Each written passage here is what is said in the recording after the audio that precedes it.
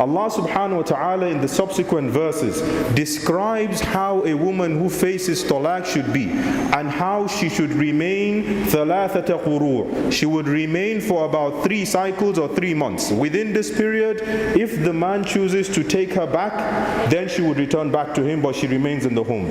But the talaq here is not one that should be done outside the prescribed time. As Allah subhanahu wa ta'ala says, if you are to divorce your women, you are to divorce your wives, O you Nabi. This was described, or this was addressed to the Prophet sallallahu alaihi wasallam directly, but then it covers the entire Muslim ummah.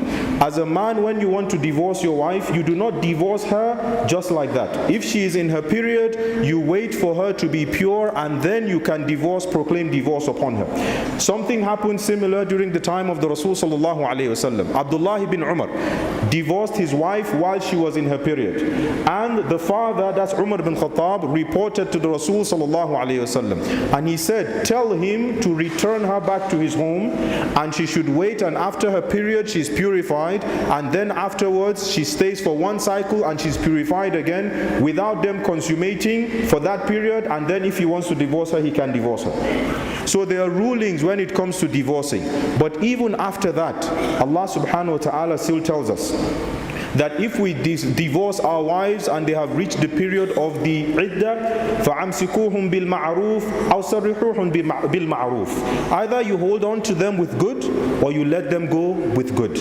Do not hold on to them دِرَارًا لِتَعْتَدُوا. Do not hold on to them in order to chastise them, to humiliate them, to give them difficulties in the marriage. And this is what is happening.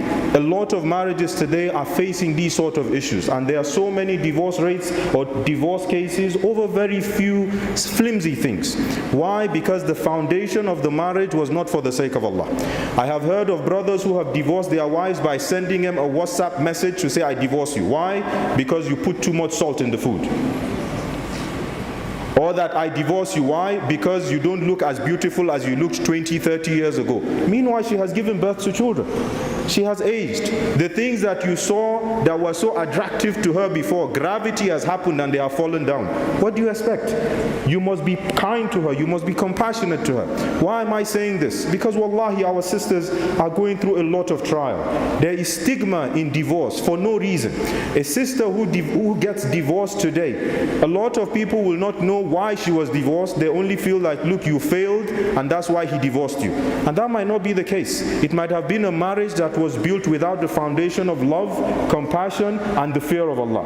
The man might have been beating her in the home, turning her into a punching bag, and because he cannot control his anger, he proclaims divorce upon her, and then she is stigmatized by you and I and every other person. And this is unfair on our sisters.